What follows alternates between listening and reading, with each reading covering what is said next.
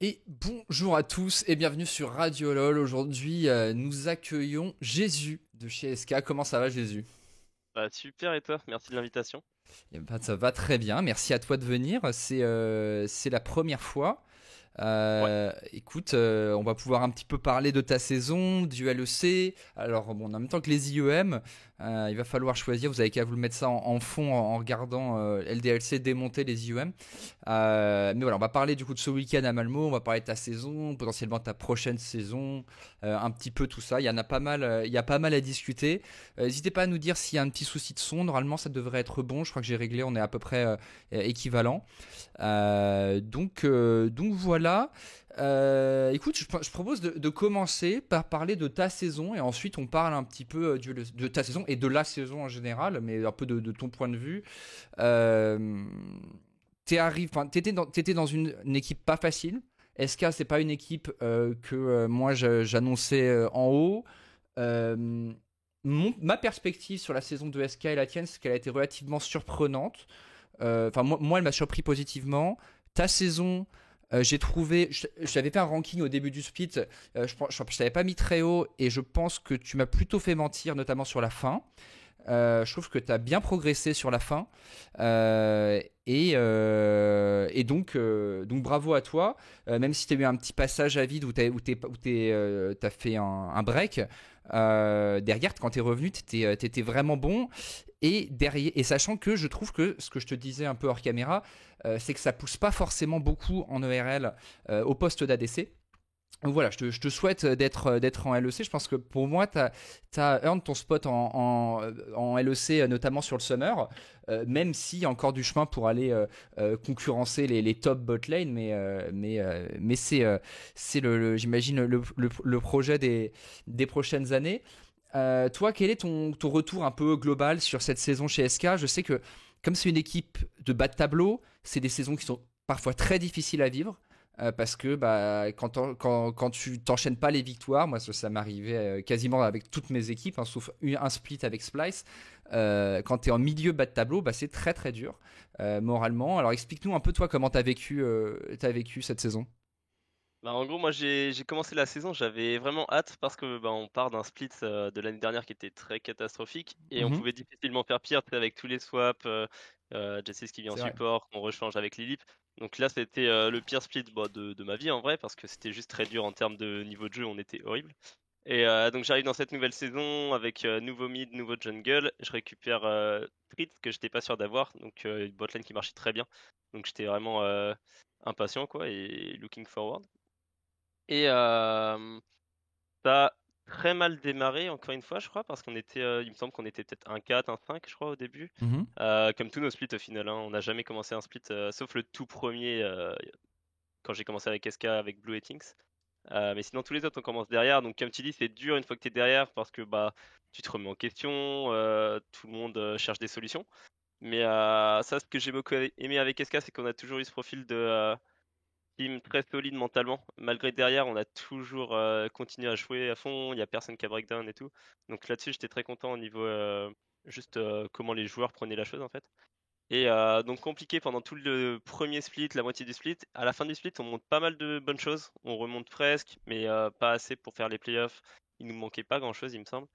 Mais on marchait très bien à la fin. Et du coup, très confiant aussi pour le second split de cette saison. Malheureusement, bah, comme t'as dit, j'ai démarré le second split full malade en fait. Genre 2 jours avant que le split commence, je commençais à me sentir très mal. Et mais bon, arrive la Super Week, tu vois, je la joue, il y a de l'adrénaline et tout, ça se joue facilement parce que bon, voilà quoi, t'es sur le truc, tu joues. Le problème, c'est que ça allait pas mieux. Je me disais que c'était à cause des nerfs parce que le Mhm. split qui vient de passer, c'est le split où je me suis mis le plus de pression parce que ça faisait 3 splits où c'était très moyen et c'était mon dernier split tout simplement avec FK et donc c'était le split où je me disais il faut qu'on monte, faut absolument que j'aille au World. C'était mon dans ma tête, c'était il faut que j'aille au World, tu vois. Et je me suis mis énormément de pression. Et donc, je tombe malade pile quand le speed commence. Donc, je me dis, ouais, c'est sûrement dû à ça. Euh, et après la première Super Week, ça va passer.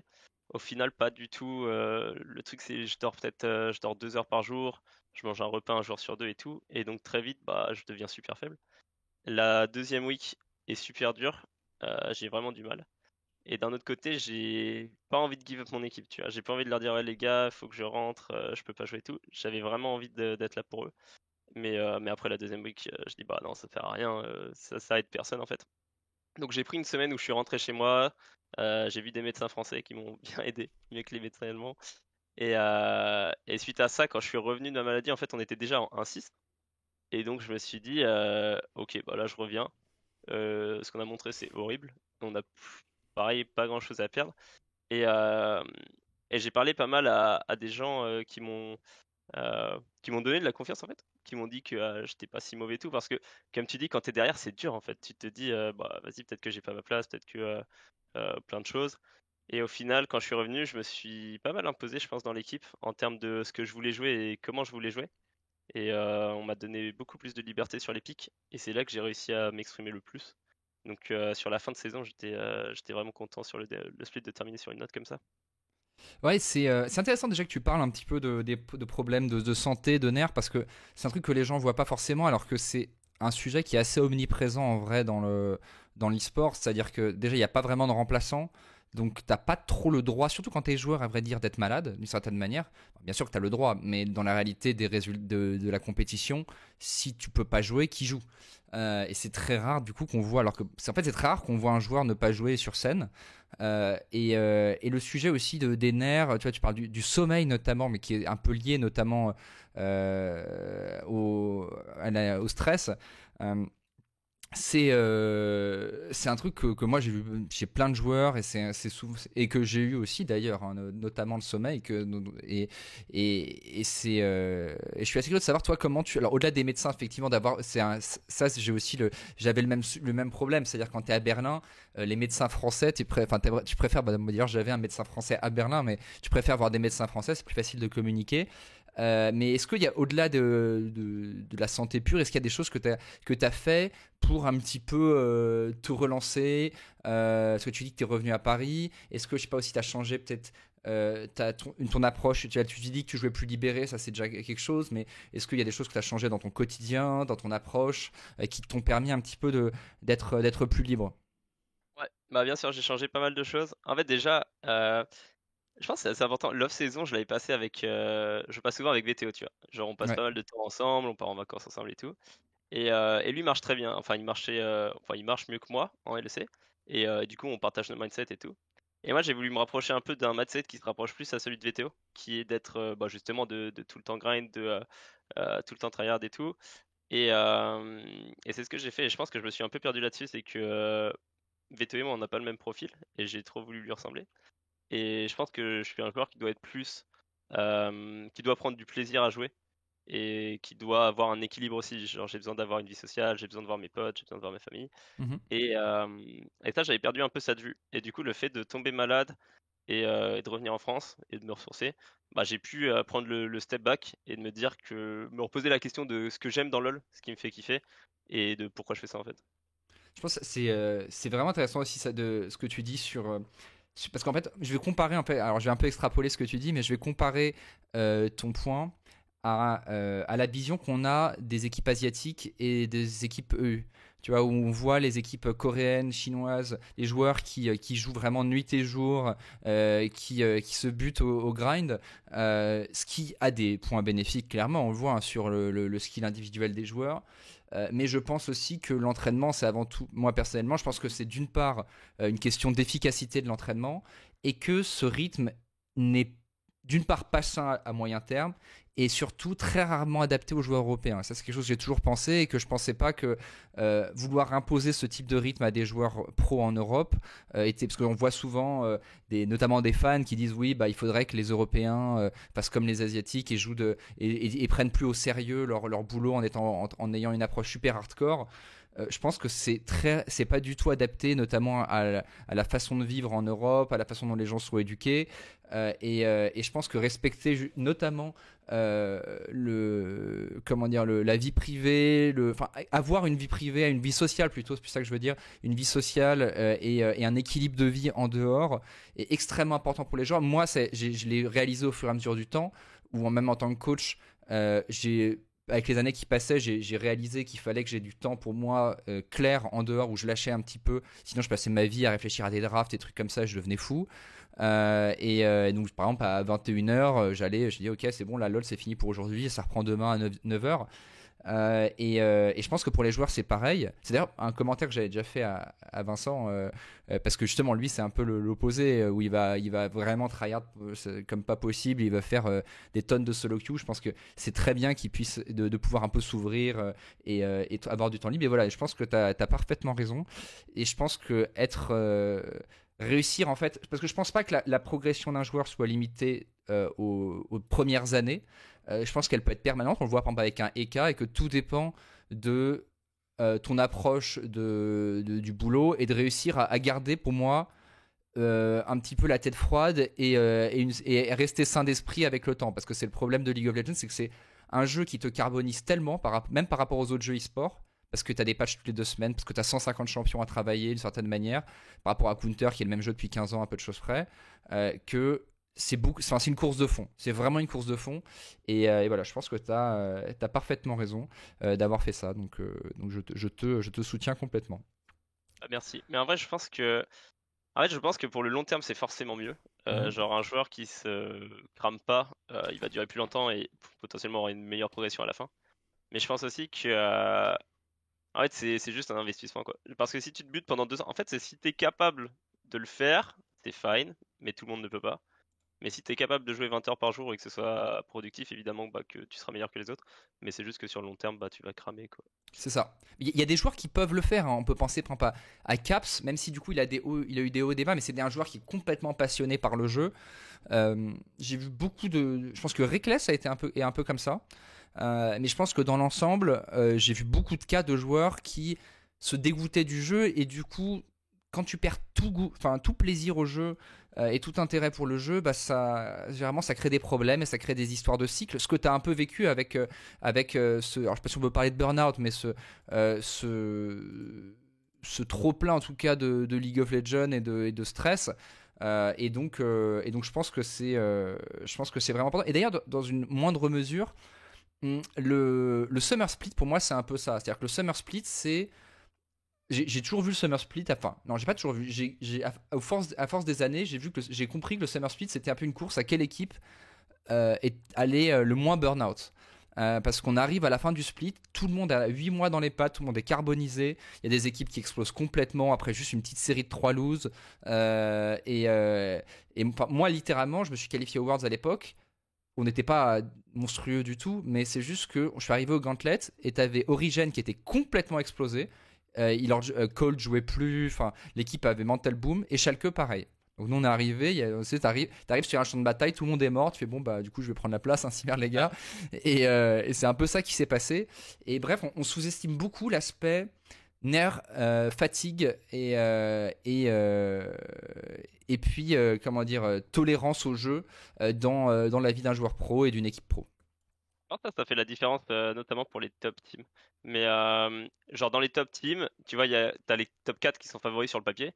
Et après, c'est entre elles ceux qui vont le moins mental boom, ceux qui vont le plus surfer sur leur victoire, qui va faire la différence. Mais genre par exemple, j'ai trouvé que les équipes bas de tableau se split étaient super solides, tu vois, que ce soit nous, Astralis, bon BDS peut-être un peu moins.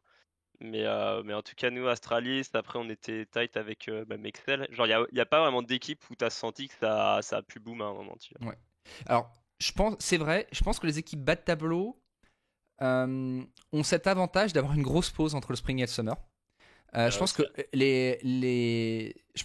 moi les saisons les plus dures que j'ai faites justement c'était où il y avait vraiment des problèmes parfois de motivation, typiquement les saisons avec Splyce où tu fais playoff même jusqu'aux phases finales, tu vois, on est arrivé par exemple première année en petite finale, donc on avait fait vraiment tout le parcours, on faisait pas le MSI du coup mais on avançait assez loin et t'arrives et tu repars, t'as pas une grande pause. Accessoirement, il y a aussi, ça c'est un truc pour lequel je milite et ça m'a fait d'ailleurs plaisir de voir que Vincent et toi du coup vous l'avez fait, mais je milite pour des vraies vacances de joueurs. C'est un truc que les joueurs ne savent pas. Moi ça m'a toujours sidéré de voir des mecs qui ont entre 18 et 22 ans, qui touchent plus de 100 000 balles par an largement pour certains, Et quand ils ont 3 mois de vacances, ils font quoi? Ils restent devant leur PC chez leur mère à jouer à Dofus, quoi. Alors que t'as envie de dire, les mecs, partez louez-vous une baraque avec vos potes dans le sud de la France ou n'importe où tu veux et va t'éclater. Et non, la plupart vont jouer au dernier jeu qui est sorti.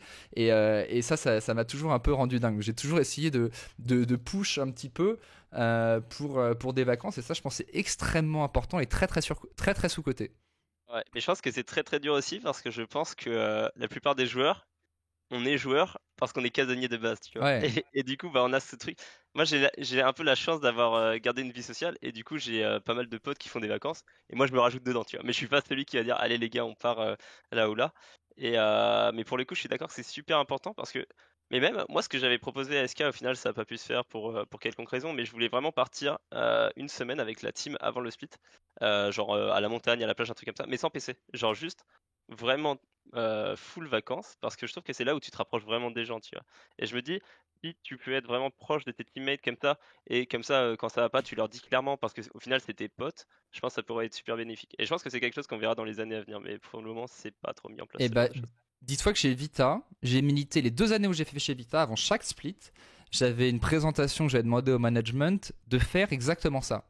De partir, je voulais envoyer l'équipe, mais je voulais même envoyer l'équipe sans le staff, juste les joueurs, vraiment pour qu'ils apprennent à se connaître. Je voulais les envoyer dans un chalet dans la montagne, à la limite avec un mec qui les encadre, mais pas un mec du staff, pour qu'ils fassent de la marche, qu'ils marchent sous la pluie ou qu'ils aillent, peu importe, mais qui, d'une part, ils fassent de l'effort. Ce qui est pour moi la vraie notion d'effort et parfois pas toujours réellement comprise, notamment, chez certains joueurs notamment.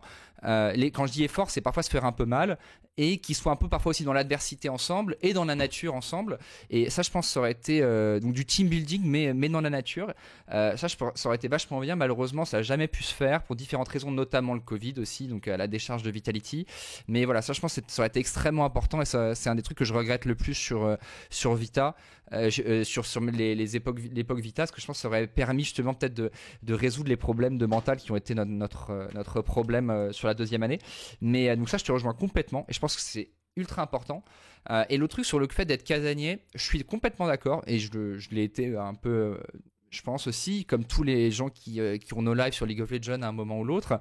Je pense par contre que beaucoup le sont aussi par méconnaissance du monde extérieur aussi. Et on le voit d'ailleurs souvent quand il y en a qui se mettent à sortir à Berlin et qui découvrent ce que c'est qu'une bière alors j'ai l'impression qu'il y a un peu plus de sorties entre joueurs ces dernières années, mais voilà, quand on découvre un petit peu la vie sociale, on voit quand même qu'il y a plein de joueurs, même parfois les plus introvertis, qui de temps en temps sont quand même très contents d'aller boire quelques bières avec des potes, et je pense seraient peut-être aussi très contents sur 3 mois de League of Legends possible entre septembre et décembre, notamment je sais pas, quand ils vont pas faire les playoffs, et bien même faire une semaine, tu vois, une semaine de vacances, et que même si c'est vraiment hors de leur zone de confort, mais je pense que voilà, ça ferait beaucoup de bien à certains joueurs, même si ça demande une organisation parfois, ça demande aussi des potes avec qui aller. C'est pour ça d'ailleurs, je me suis dit, si un jour j'étais agent, donc s'il y a des agents qui m'écoutent, vous pouvez prendre cette idée.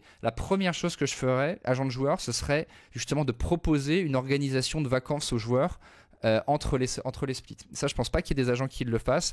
Et comme ils font pas toujours grand chose, voilà, ça peut être une idée pour vous occuper. Mais, ICPA, c'est ça. ICPA vibe, ce serait sympa en vrai. Il y Ouais, avait clairement. eu Bah, un là, peu, en je plus, crois. pardon, Vas-y. c'est ce qu'on te demandait. Parce que là, en gros, c'était un peu le problème aussi que quand t'es dans l'e-sport, c'est que tu peux. En fait, t'es obligé d'avoir des potes dans l'e-sport aussi parce que sinon, genre moi, tous mes potes, bah là, ils travaillent ou ils sont en cours. Mm. Donc tu peux pas sortir avec eux en fait. Moi, mes vacances, ils ont commencé il y a une semaine là. Et c'est quand ils reprennent en fait. Donc t'as personne. Donc soit tu pars solo, ce que j'ai pas encore fait, ce qui fait un peu peur quand même. Ou alors tu pars avec des potes qui ont le même rythme que toi et c'est des potes de l'e-sport quoi. Ouais. Ça, c'est un des gros problèmes de l'e-sport. C'est pour ça aussi que c'est aussi un sujet pour lequel je milite depuis longtemps, mais ça, je pense que ça va être compliqué. J'en avais parlé aussi à des discussions avec Riot, entre managers et tout ça. C'est que pour moi, pour stabiliser déjà l'e-sport LoL, qui est, je pense, assez. Enfin, pas toujours très sain en termes de rythme de vie, je pense qu'il faudrait décaler le calendrier et commencer la saison en septembre et finir en août. Alors, certes, il y a des grosses vacances pour les joueurs, mais la réalité, c'est que les vacances, on peut à peine les utiliser pour la raison que tu viens de dire, c'est que ce soit les amis de la vie réelle, entre guillemets, ou la Ah famille, ouais. on peut quasiment jamais les voir. Puis tu Euh, rates les vacances d'été aussi, quoi. c'est Pendant les ça. vacances d'été où tout le monde s'amuse, toi t'es là à bosser, bon, c'est pas plus mal. Enfin, c'est pas terrible quand même. C'est l'enfer. Moi, j'ai fait mes Ouais, 5 dernières années, entre mes 25 et mes 30 ans, où j'ai loupé toutes les vacances d'été. Je voyais tous mes potes qui partaient en ouais, vacances. L'année dernière, quand je suis parti de Vitality, j'ai passé littéralement tout l'été à partir en vacances avec mes potes, ouais. ma copine, ma famille, et ça te change la vie. Et puis même, hein, là, tu arrives à 30 ans, là, j'ai eu 5 mariages, et j'en ai 2 le mois prochain.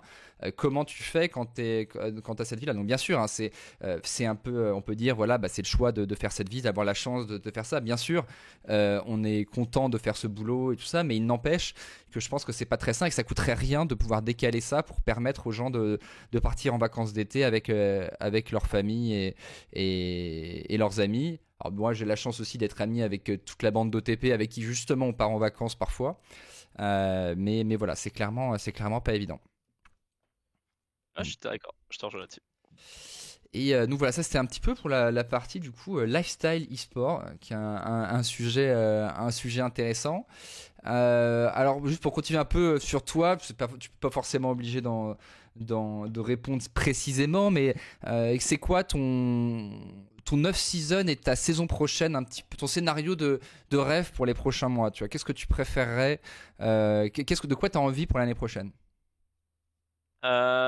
Pour l'année prochaine, bah, moi évidemment j'ai envie de rester en LEC. Je Mhm, pense no matter what, même une équipe milieu bas de tableau, je pense que je préférerais, au moins sur le papier. Après ça dépend des line-up bien sûr, les line-up proposés. Mais je pense qu'une fois que tu es dans la LEC, en fait tu progresses beaucoup plus que quand tu es en LFL. Et je pense que si je retourne en LFL, bah, je vais perdre du niveau tout simplement en tant que joueur. Donc c'est mhm. pas ce que j'ai envie parce que mon but c'est toujours bah, d'être au top du niveau. Et il faut arriver là, bah, moi pour le l'off-season, je vais essayer de montrer un peu plus, vu que j'ai montré un peu, mais je vais essayer d'aller en Corée peut-être, montrer un peu ce que je peux faire en stream, faut que j'organise ça. Et après espérer avoir des tryouts et voir ce que ça donne, quoi. Je vois. Alors, si tu devais donner ton coéquipier des 2 dernières années avec lequel tu as le préféré jouer. Des 2 dernières années, c'est assez tricky. Moi je dis coéquipier ou ça peut être staff aussi? On va faire les deux, coéquipier et staff. Vas-y. Un coéquipier, je pense je dirais. En vrai, Treat et Genax, les deux, j'ai beaucoup aimé. J'étais Mhm. content de rejouer avec eux. Parce que je pense que c'est deux bons joueurs. Treat, je pense que on a très bien fit. Maintenant, je pense que si on rejoue ensemble, faut qu'on continue. Je pense que s'il y a une pause et qu'on tombe dans une même équipe, ce sera un peu plus compliqué. Parce que il a un peu le profil du. Treat, c'est quelqu'un de très sûr de lui et qui sait ce qu'il veut et qui a un peu de mal à admettre quand il a tort. Et moi, j'ai pas de mal avec ça parce que je suis un peu l'inverse. Je suis un peu le mec qui se remet en question et justement qui a un peu peur de dire ce que je veux pick et tout. Et justement, j'étais content d'avoir pu changer ça sur la fin du split. Et du coup, on fit pas mal à ce niveau-là. C'est que bah, on est dans la discussion et il n'y a pas de problème d'ego, quoi. Et en termes de joueur, je pense que c'est un bon joueur aussi. Après, s'il y a un moment, moi j'évolue en tant que joueur et qu'on revient dans la même équipe, là il y aura peut-être des différents. Mais et Genax en parallèle, c'est quelqu'un de super simple. Je pense qu'il fitterait quasiment avec tout le monde et qui est un hard worker aussi et qui a une bonne éthique de travail, je pense. Donc ouais, je dirais Tritz et Genax. Et pour ce qui est en termes de staff, en vrai, je dirais mon staff de cette année que j'ai beaucoup aimé. Donc Swiffer en tant que coach et Mitch en manager. Les deux ensemble, ça donnait une très bonne atmosphère. Ils se complétaient très bien. Swiffer qui peut avoir un peu de problème, par exemple, comment on dit, de executive calls, donc qui va être un peu sur la retenue. Et Mitch qui remplit très bien ce job, donc je trouve qu'ils se complétaient très bien. Ok, effectivement, donc Mitch, hein, anciennement Crépeau, vous connaissez sûrement, j'espère quand même s'il y a peut-être des plus jeunes. Et Swiffer, et si je me trompe pas, qui est un coach qui vient d'Australie, c'est ça? C'est ça. Qui était Euh, joueur avant d'ailleurs, qui était il y a joueur. un moment. Ok. Alors ça, je ne savais pas. Et ok, eh bien, cool. Je pense que c'est bien aussi que tu sois bien entendu avec ton staff. Je pense que ouais, Genax, moi, c'est un joueur que je trouve souvent sous-estimé. C'est un assez bon joueur et qui a l'air effectivement très sympa. Donc tant mieux. Dernière question sur les rosters. Si tu devais donner ton roster idéal dans lequel tu t'inclus l'année prochaine, pas forcément le top 5 LEC, tu vois, les joueurs avec qui tu aurais le plus envie de bosser. Le Si on plus te envie dit, de bosser. ouais, Ok. genre c'est vraiment le rêve de faire cette année-là avec eux, tu vois. Par exemple, moi, si je devais donner les 5 joueurs avec qui j'aimerais travailler en tant que coach, ce ne seraient pas nécessairement les 5 meilleurs joueurs du LEC. Ouais, bien sûr. Après, en vrai, moi j'ai un peu de mal là-dessus parce que je connais pas encore tout le monde. Je commence à connaître certains joueurs mais pas tout le monde. Et j'ai pas ce côté de fanboy entre guillemets où j'ai trop envie de jouer avec quelqu'un. Donc juste en termes de fit, Les joueurs euh, sont pas forcément LEC au passage. ouais, ouais. En fait, ça veut dire, ça va être de l'a priori que j'ai sur les joueurs du coup parce que je les Ok. connais pas forcément. Du coup, je pense bot lane. En vrai, je pense Kaiser, ça fitterait pas mal. Mhm. De ce que j'ai l'impression comment il est. Mid, je dirais plus Niski que VTO. En fait, VTO, j'ai un peu peur. Je sais pas trop comment ça marcherait avec VTO, c'est assez dur à dire, vu qu'on se connaît très bien, on est très proches. Donc je sais pas ce que ça ferait de travailler avec quelqu'un avec cette relation. Donc je pense que je dirais plus Niski, dans le doute. En jungle, euh,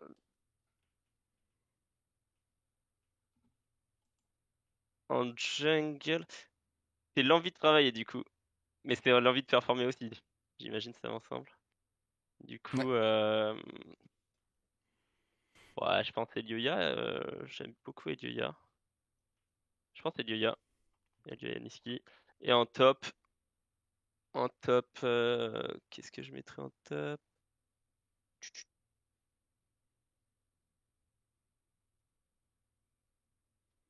Pour En l'instant, vrai, on est sur le roster Mad Lions.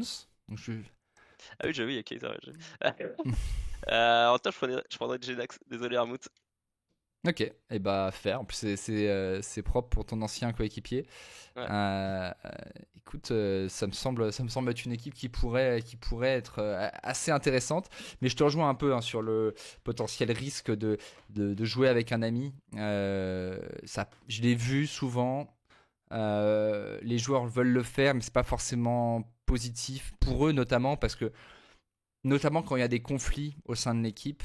Ça peut créer plus de problèmes qu'autre chose et parfois notamment parce que parfois ça peut briser ça peut mettre en danger des amitiés aussi quoi parce que du coup tout devient beaucoup plus intense. bah, c'est ça. Je Euh, pense que quand il y a conflit, c'est beaucoup plus dur parce qu'il y a tout le background. Genre, si t'as un conflit avec ton coéquipier que tu connais un peu, c'est assez simple de retourner vers lui. Là, il va y avoir je sais pas, guerre d'ego et tout, mais ça va être un peu différent, je pense, les conflits. et eh bien je te le souhaite peut-être hein, d'avoir ce roster si Unforgiven s'il arrive des bricoles à Unforgiven, même si je pense que Mad ont l'air d'être assez contents de leur carrière à l'heure actuelle. Oui, je sais. Euh, ça a l'air d'aller. Ça a l'air d'aller. Ok, bah écoute, je pense qu'on a fait un peu un tour de ta saison et je te souhaite de trouver ce que tu cherches pour la saison prochaine. Je voulais aussi parler du LEC, bien entendu. On a eu un week-end assez chargé avec les 2 matchs de Fnatic et la raclée qu'ont pris les Rogues contre G2. Déjà, toi, est-ce que ces résultats, c'est des résultats auxquels tu t'attendais? Toi qui as plus d'informations que moi, que nous, a fortiori, parce que tu as Scrim contre eux, tu es peut-être plus proche de certains joueurs pros.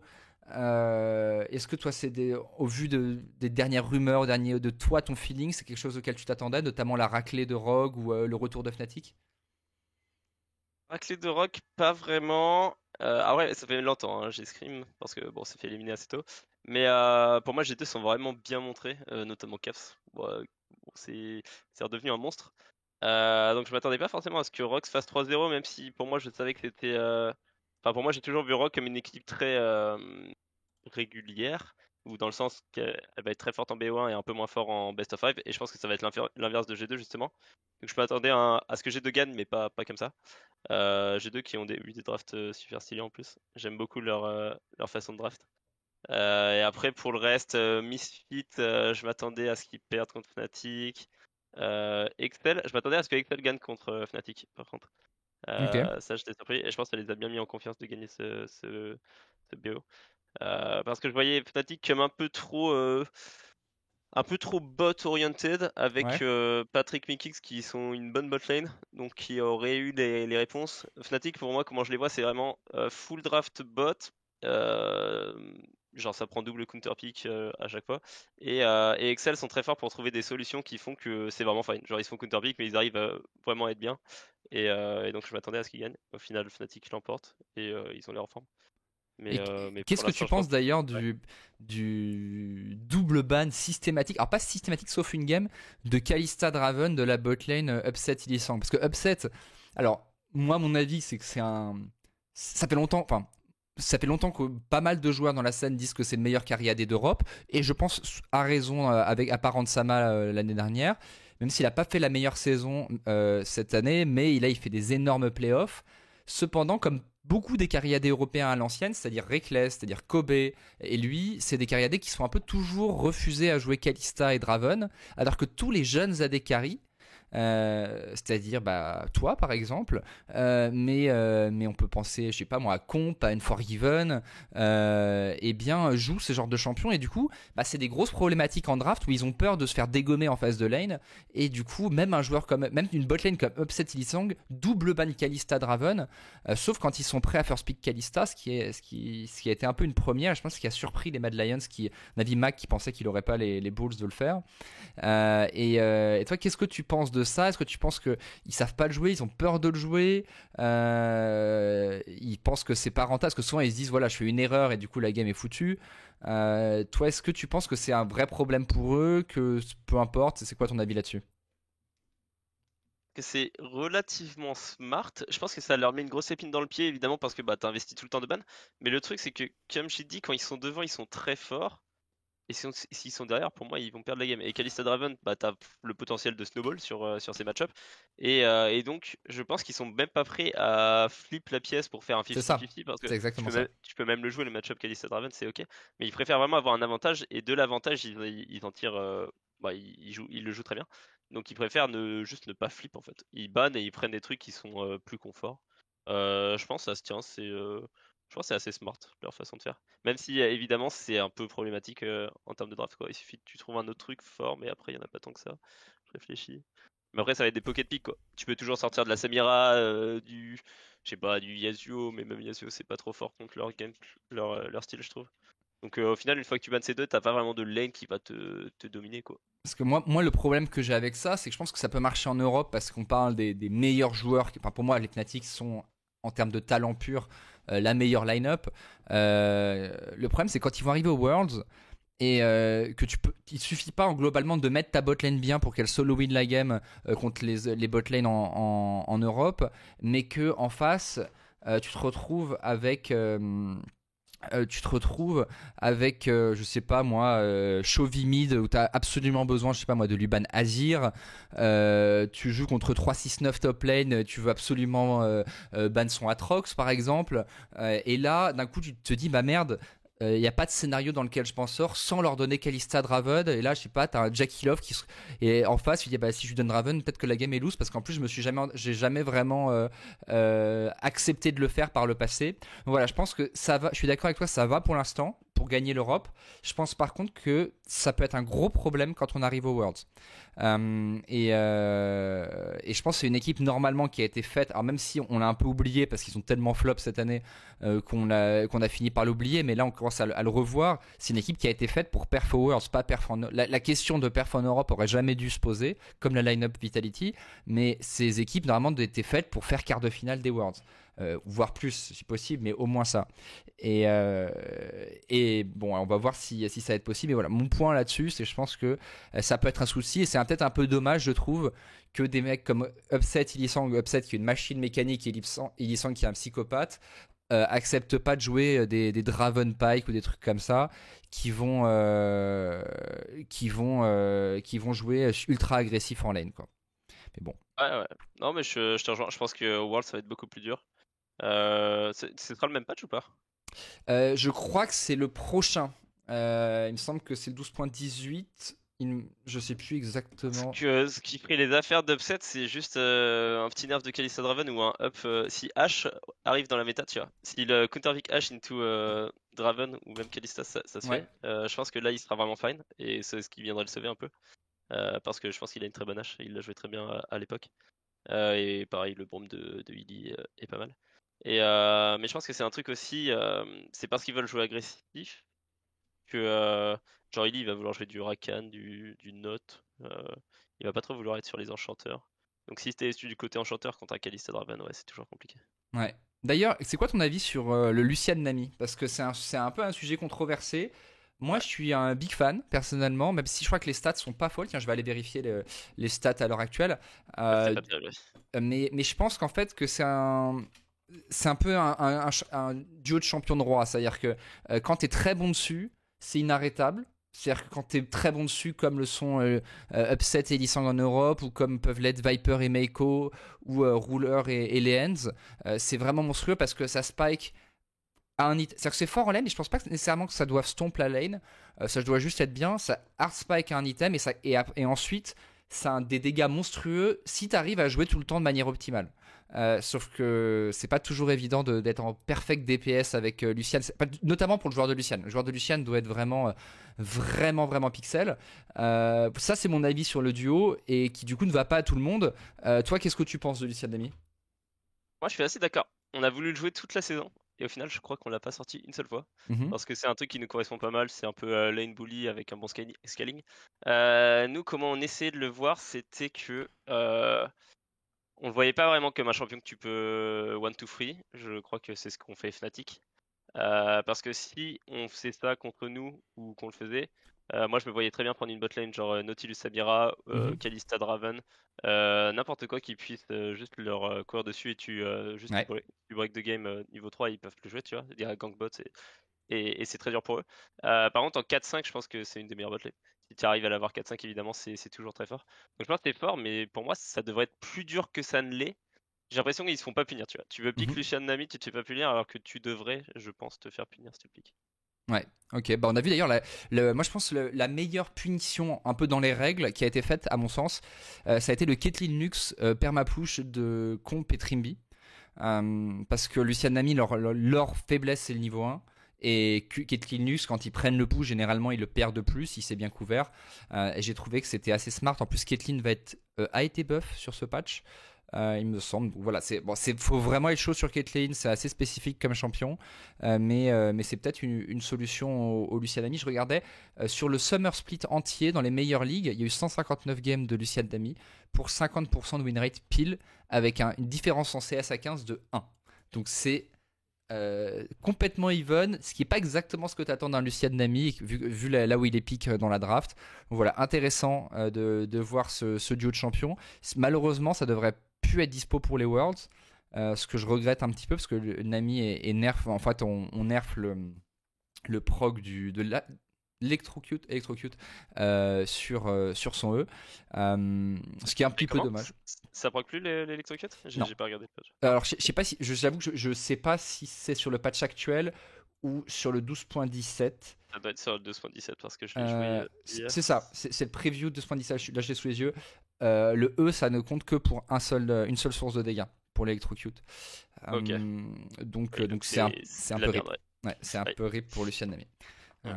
Mais voilà, moi je trouve que c'est un peu dommage, j'aimais bien, mais Ouais, donc je on suis ne d'accord. devrait pas en voir. Et donc voilà pour le Lucian Nami. Dernier point sur les AD carry, après on parlera plutôt des matchs. C'est quoi ton avis sur Nila, toi, en tant qu'AD carry? Parce que pareil, un champion assez nouveau, qu'on a vu plutôt bien joué par Patrick notamment. Je pense que c'est vraiment la Nila la plus marquante. Je crois que ça a été joué par Ruler, mais c'était un peu whatever, je sais plus. Mais en tout cas, voilà, Patrick qui a fait des gros moves à la ulti Diana de folie et avec des teamfights qui remontent intégralement au lifesteal. Toi, est-ce que tu as un peu un avis sur le champion déjà, ou c'est un peu, ou je sais pas si tu as eu le temps de le Ouais. practice? Bah, pendant la saison, moi j'avais pas pris le temps du tout de mettre une seule game. J'avais pas fait une seule game sur le champion parce que déjà je le voyais jamais en solo queue. Mhm. Et dès que je le voyais, ça avait l'air horrible. Donc je me suis dit, vas-y, on drop. Pareil, en scrim, j'ai pas joué une seule fois contre. Donc j'ai pas pris le temps et le kit avait l'air pas fou. Je trouvais qu'il manquait de dégâts. Et puis je l'ai vu un peu jouer, notamment par Patrick, et je l'ai un peu spam en solo queue. Et en fait, le perso m'avait l'air turbo broken, notamment avec une Lulu Yumi. Mais je pense que c'est plus broken en solo queue parce que, pareil, tu te fais pas punir. Et en fait, le champion, avec son lead XP, dès que t'es devant, t'es très fort. Mais si t'es even ou derrière, t'es un peu useless. Je trouve que tu manques quand même de dégâts. C'est pas une Samira qui va go dans le tas et un V5. C'est plus un champion qui va. C'est un champion de DPS mais qui veut go in aussi. Donc c'est un peu étrange. Mhm. Mais je pense que le champion est très fort dans certaines situations. Notamment si t'as Yumi Nila, je pense que c'est un top duo. Après, je sais pas si tu veux blind pick parce que je scream pas, donc je sais pas ce qui va te détruire. Mais je pense que le champion est fort. Mais après, je pense que t'as beaucoup de réponses contre aussi. Ok, bah écoute, peut-être on en verra plus. C'est un champion en tout cas qui en termes de spectacle, moi en tant que caster en ce moment, je kiffe bien parce que ça donne du spectacle. On va voir si on en verra plus. En tout cas, la méta botlane qui est vraiment très très ouverte à l'heure actuelle. On voit de tout, même si on voit trop d'enchanteurs, on voit beaucoup de Cariadé, on voit des Séraphine Senna, on voit du Yasuo. Même toi, je sais que dans mes souvenirs, d'ailleurs, tu l'as joué. T'as J'ai un joué une très fois, bon ouais. Yasuo. Je pense que Yasuo Sejuani, c'est une botlane qui peut vraiment pas être dégueu. On l'a vu, je crois, une fois, je sais plus. Donc voilà, on verra de tout a priori pendant les Worlds. Du coup, les matchs en particulier, Misfit Fnatic. Bon, Misfit Fnatic, c'était quand même un stomp assez violent. 3-0 pour les Fnatic, sans appel réellement. C'était un petit peu le début du retour en forme des Fnatic. Je pense qu'il n'y a pas grand chose à dire là-dessus. Par contre, sur les G2 Rogue, on a vu des G2 qui jouaient le mid-jungle très, très, très, très bien comme à leur habitude. Moi, j'ai surtout vu des Rogues qui ont disrespect dès la game 1 la Senna Séraphine. Je sais pas si tu as vu les BO, toi, de ton côté. Du coup, moi j'ai pas regardé, mais vu que je suis un bon élève, j'ai fait mon travail, là j'ai regardé tous les replays. Donc j'ai D'accord, regardé les best-of de chaque game quoi. ça marche. Et, et Ouais, j'ai vu qu'ils ont laissé open deux fois la Senna Seraphine, il me semble. ouais, Si je dis pas absolument. de bêtises, ce qui était très bizarre, je trouve. Ouais, c'était étonnant, c'était un petit peu dommage. Je pense que c'était assez prévisible que ça allait jouer Senna Séraphine. Et derrière la troisième game, on joue Draven Rakad avec Yone top, Sylas mid. Qu'est-ce que tu penses, toi, des G2 qui jouent Rakan? Je pense pour moi, la dernière draft c'était un peu trop all-in. Genre ça manque un peu de. C'était Draven, Rakan, Sejuani, mid c'était quoi déjà? Sylas. Sylas? Alors, Ouais. c'était Draven Rakan, Sylas, Ah non, c'est Yone Trundle, top, pardon. Trundle et Trundle, Yone. Ouais. ok. Ouais, je sais pas. En vrai, ça, c'est draft de Smurfer, quoi. Mm. Donc, Rakan, je trouve ça va bien avec Targamas, parce que Ouais. Targamas, il aime bien bouger, quoi. Donc, c'est un champion très mobile, et il va bien jouer en fight, il arrive bien à créer de l'espace. Donc, j'aime bien le Rakan. Mais overall, j'ai bien aimé les drafts, hein, parce que je pense que la botlane Rogue est une botlane strong, et qui peut jouer pour la lane, comme tu l'as dit, avec. Enfin, je sais plus si tu parlais de Rogue, mais avec de la Caitlyn Lux. Mhm. Donc il peut faire chier les G2. Et eux, ils ont juste décidé de complètement détruire, enfin comment tu dis, de faire en sorte que la botlane n'existe pas les deux premières games en tout cas. Mm. Donc, Ouais. donc je pense que ça c'était Ils ont très fort. neutralisé la botlane dans les deux premières et ils les sont joués super aggro la Ouais. troisième. Donc un peu les deux versants de la même pièce. Effectivement, c'est une strat intéressante. Moi j'ai un petit peu, ils jouent beaucoup de Draven.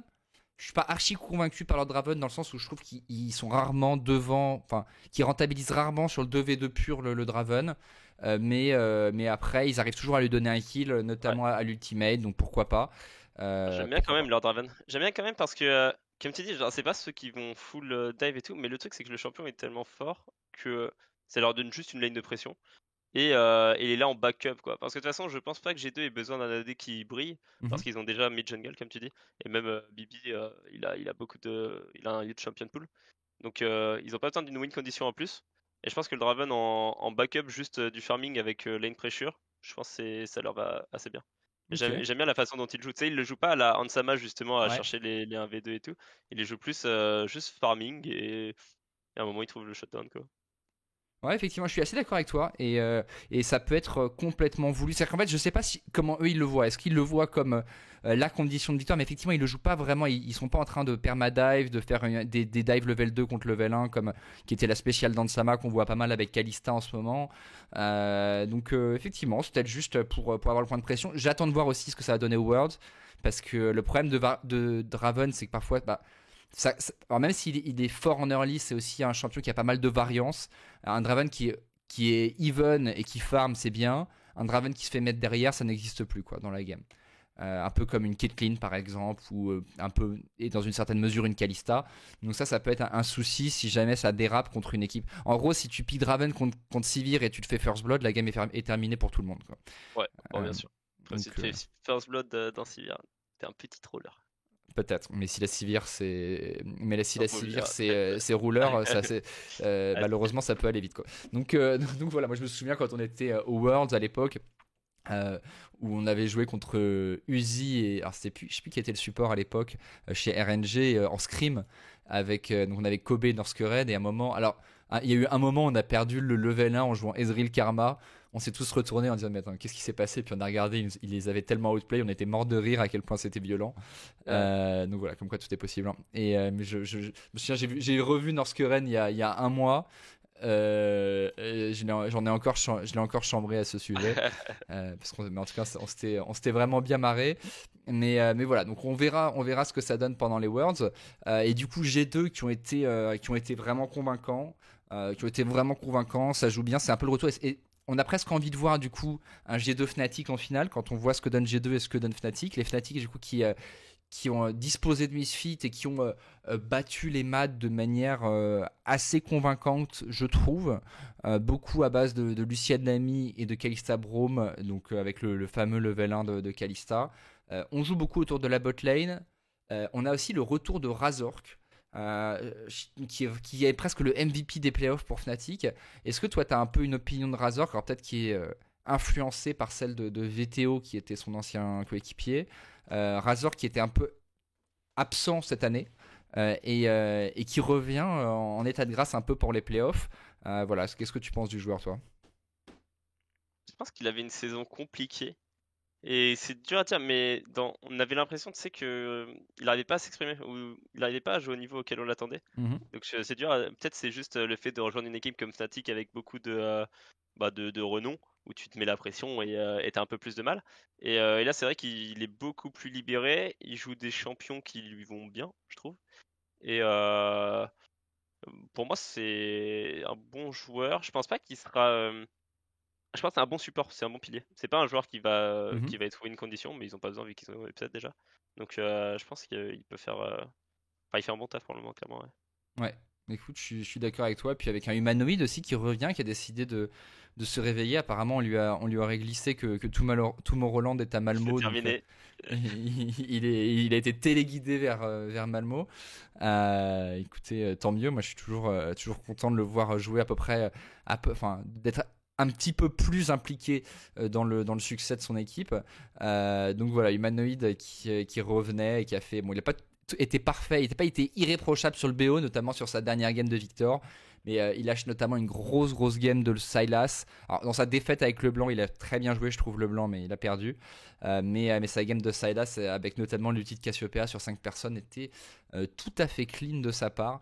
Donc voilà, les Fnatic, très impressionnants. Toi, comment tu vois tes pronos un petit peu pour la semaine prochaine, sachant qu'on a, alors à Malmo, on a d'abord Fnatic qui va jouer contre Rogue, et du coup le vainqueur ensuite contre G2. Je pense que Fnatic l'emporte. Juste pour. Parce que je pense que. Ouais, juste. Je sais pas. Je pense que Fnatic l'emporte tout simplement. Et après, je pense que G2 va gagner la finale. Parce que G2, en fait, ils sont juste trop forts. Dans le sens où ils peuvent jouer plusieurs styles. Et je pense que c'est la seule équipe qui est capable de faire ça, ATM. Ils peuvent jouer vraiment beaucoup de drafts. Et ils peuvent jouer un peu strong side partout. Donc je les vois bien remporter la LEC à Malmo. Ouais, je pense que je te rejoins pour le premier match. Le deuxième, je pense que ça dépend. Je me prononce pas. Enfin, j'aurais tendance à dire G2 pour l'instant, mais l'évolution de Fnatic est tellement rapide à l'heure actuelle où tu as l'impression que les joueurs ont décidé soudainement de se mobiliser, que tout est possible, je pense, sur une évolution surtout sur des matchs on stage avec la pression qui va monter. Et du coup aussi pour certains joueurs l'adrénaline, ce qui peut être important. Il y a des joueurs qui sont meilleurs on stage par exemple. Après je pense que c'est notamment le cas de Caps, donc c'est pas forcément bon signe de ce côté là. Mais voilà, donc peut-être. Enfin, en tout cas, j'attends un G2 Fnatic comme à l'époque, parce que ça fait longtemps qu'on n'en a pas eu un vraiment lourd pour la finale. C'est ce que je préférais, mais bon, pourquoi pas pour Rogue. J'espère pour Odo Amné, qui est un très bon pote à moi, est-ce que ça va bien se passer aussi pour Rogue. Est-ce que tu. Alors, ça peut paraître absurde comme question pour un joueur pro, mais la réalité, c'est qu'il y a plein de pros qui suivent les Worlds parfois de loin, parce que par burn-out de LoL, enfin, pas par burn-out, mais euh, pour déconnecter un peu de la compétition. Et accessoirement, parfois, moi, ça m'est arrivé quand t'es pas au World. Parfois, tu as un peu le seum et tu te dis, voilà, ça me fait un peu chier de mater. Même si tu mates les matchs importants, moi, il y a la fois de l'année d'après, j'étais là, putain, ça fait chier. Et du coup, j'avais pas regardé avec autant d'attention. Est-ce que toi, tu vas mater les Worlds à fond? C'est quoi ton intérêt pour ça? Pas vraiment. J'ai pas maté les Worlds à fond parce que j'ai jamais vraiment pris énormément de plaisir à mater LoL. Mhm. Donc je vais le faire, je vais mater. Mais en fait, je vais vraiment mater, ce sera random. Genre, en gros, je ferai mes solo queues et de temps en temps, je mate des games quoi. Et y a pas de. Bon, je materai à partir des huitièmes, car je materai évidemment. Mais sinon, non, je regarderai à droite à gauche quoi, comment ça se passe. Et le truc, c'est que souvent, je trouve pas ça très intéressant parce que ouais, c'est juste intéressant si tu kiffes le jeu. Mais en termes de méta, moi ça changera à la rentrée de toute façon. C'est ça. Donc sur ça il y aura rien. C'est intéressant de voir où on en est quoi en termes de à l'international. Mais voilà quoi. Et toi, tu as un petit. Je sais pas si tu as suivi cette année, mais toi, tu vois qui remporter les Worlds? Je sais pas si t'as une équipe favorite ou Non, j'ai pas assez suivi. t'as pas assez suivi. Et Tu vois est-ce que qui ça? moi c'est compliqué. J'ai mis une petite pièce sur Top eSport un peu pour le fun. Après, ça peut être une équipe qui peut qui peut gigantesquement flop. Pour moi, c'est Genji, Top eSport ou JDG globalement, hum, mais en fait, il y a tellement. Je pense qu'il y a vraiment deux équipes en Corée qui peuvent le win et les quatre équipes de Chine qui peuvent le win. Je crois assez peu personnellement aux chances de l'Europe et des NA. Je pense que si on réussit à aller avoir des quarts, c'est déjà bien. D'accord. Mais voilà, je pense que. Et je mets Top eSport un peu pour le côté hype notamment d'un joueur comme Jackie Love qui peut int une finale de LPL, mais qui peut aussi solo win. Donc voilà, il y a vraiment. Enfin, toutes ces équipes peuvent le gagner, c'est très très dur de faire une. Même Damwon aussi peut le gagner, effectivement.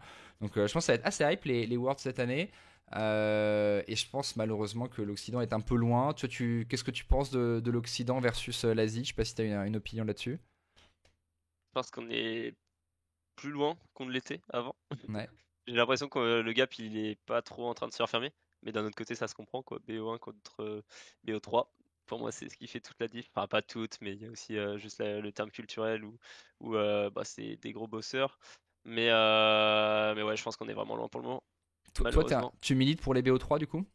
Oh oui, oui, oui, clairement. Moi je milite pour le plus de games possible en stage, parce que c'est vraiment les games qui comptent. Au final, les games en scrim, on voit bien, il y a une équipe bas de tableau qui peut go 15-0 en scrim, et au final, bah, ça veut rien dire quoi. Donc Mhm. c'est juste les games on stage qui comptent et c'est là où tu acquiers le plus d'expérience et où tu t'améliores le plus. Ouais. Ouais, ça, je te rejoins et c'est sûr qu'on arrive bah là, puis même aussi on voit la Mad Lions qui arrive. Alors c'est pas dû exactement à ça, mais notre système et je pense ça a changé pas mal fondamentalement entre les BO1 et Mad Lions qui se qualifient aux Worlds sans avoir gagné un seul BO5 de l'année. Bon, alors que tu vois que LNG n'y sont pas, alors je crois qu'ils en ont gagné, je sais plus combien ils en ont fait. En tout cas, ils ont fait, je crois, 7 BO5 d'affilée en LPL, c'est genre la folie.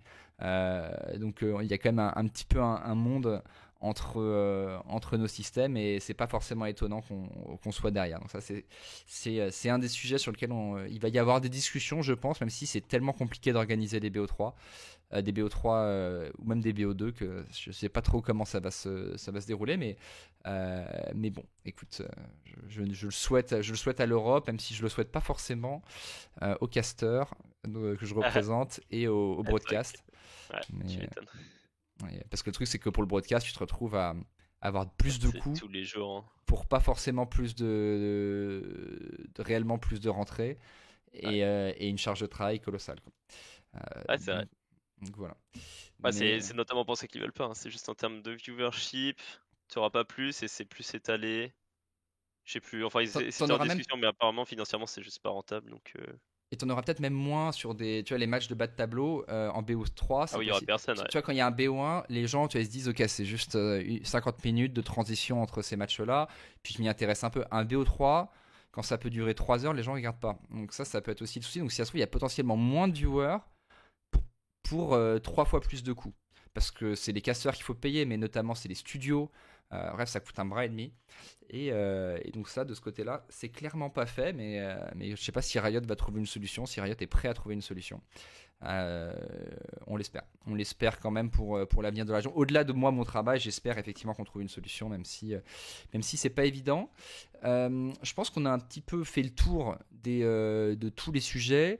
Je vois pas d'autres. Je crois qu'on a fait les Worlds, on a fait ton année, tes perspectives pour l'année prochaine. Je pense qu'on a bien fait le tour. Écoute, j'ai juste été un plaisir. Je sais pas si tu as un truc que tu veux dire je sais pas, aux fans, aux gens qui te suivent, des remerciements. Tu as carte blanche. Et bah, merci à tout le monde, merci à tous ceux qui me suivent. En vrai, il y en a encore pas mal, donc ça c'est assez cool, malgré la défaite. Donc vraiment, merci à tous, vous êtes les boss. Et merci à toi, Duke, pour l'invitation, c'était très sympa. Et bah pas de problème, c'était un plaisir de t'avoir avec nous et c'est normal qu'il y ait plein de gens qui te suivent. Hein. La commu française quand même reste assez derrière les Français. Moi aussi je l'ai vu hein, dans mes défaites, ça me fait toujours plaisir. Merci à tous ceux qui étaient là ce soir. N'hésitez pas à nous suivre sur les réseaux sociaux, on a les hâtes qui sont là, à vous abonner, tout ça pour le replay.